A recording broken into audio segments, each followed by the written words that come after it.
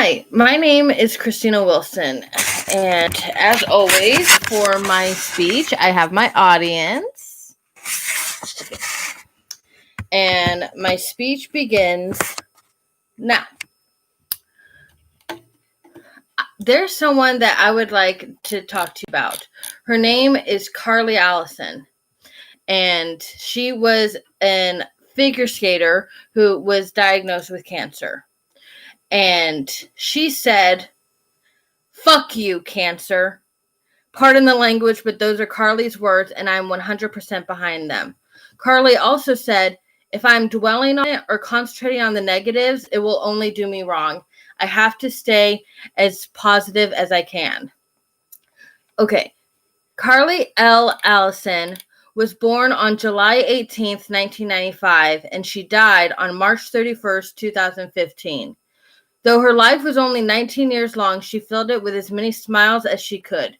She fought cancer with her parents, Mark and May, her older sister Riley, and her younger sister Samantha, also known as Sam.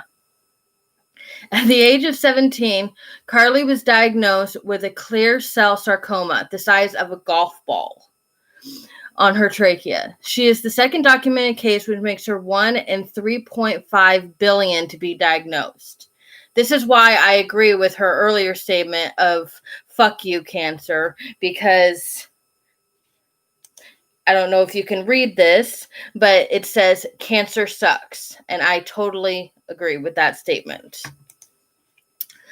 Carley's inspiration started about 2 weeks after being in the hospital when she recorded herself playing the piano and singing a One Direction song, despite still having a trachea tube in her throat. Selena Gomez even tweeted saying, "Carley Allison, you are so strong, girl. Love you and praying for you. Keep singing XOXO." However, Carley gained most of her global attention through a blog she started titled Always Smile. Carley's Always Smile blog is named after her personal motto to live her daily life by. Through her blog, she talked about her cancer and about how she and her family dealt with it.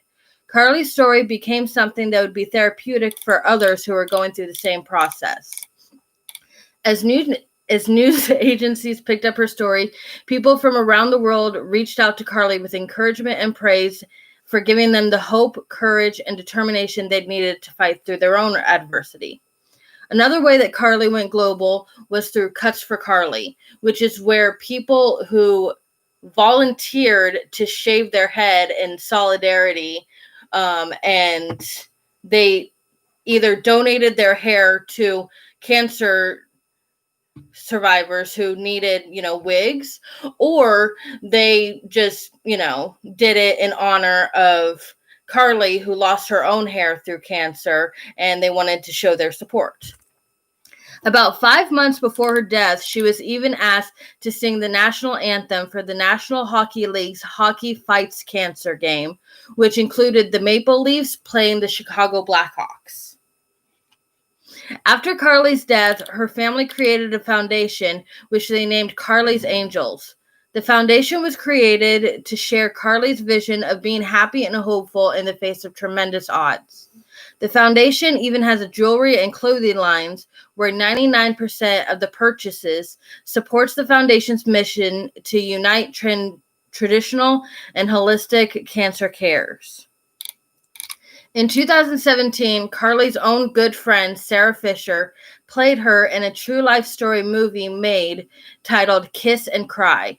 Sarah, best known for her role on Degrassi as Becky Baker, wanted to do the movie to honor her late friend and show the realness of the ups and downs of cancer. Also, Sarah's co-star from Degrassi, Luke Blilich, who played Drew Torres, starred as Carley's friend John. The film was released about a month shy of the 2-year anniversary of Carley's death. My thoughts about Carley are that she was inspirational. My mother and I follow cancer stories that are mostly kids, such as Ethan Jostad or Alex Shepard, all of whom fought hard battles and didn't survive, but left a mark on the world. I think that Carley, being only a year and a couple of months younger than I am, made me think about cancer research in a way that I hadn't thought about before. What if it was me? I would like to think that I would go through the ups and downs and the diagnosis and the treatment and the courageous and stand-up way that she did, but I'm really hoping I never have to find out. She had an amazing strength and a grace that I wish I could have in my daily life, even without being diagnosed with cancer. She is someone that I aspire to be. There were hard times, sure, but there were also triumphs that will never be taken away. Lastly, the movie has some quotes that are really powerful, and I think they should be heard. Carley says, "I decided to treat cancer as a contact sport. If I keep moving, then it can't hurt me." And a quote from Carley's trainer, "Treat triumph like funeral like triumph."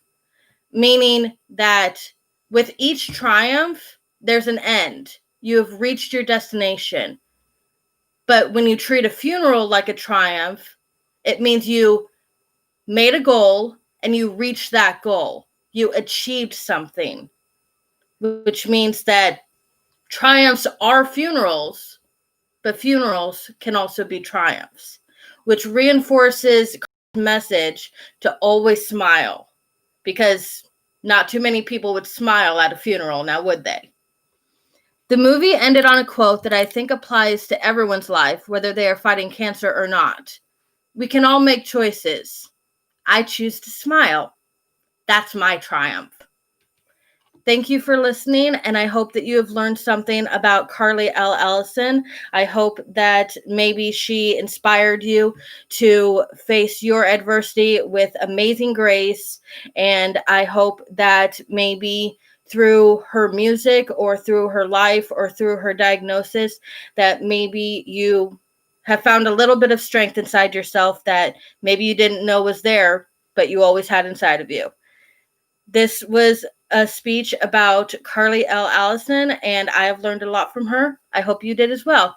Have a good day. Bye. Good job.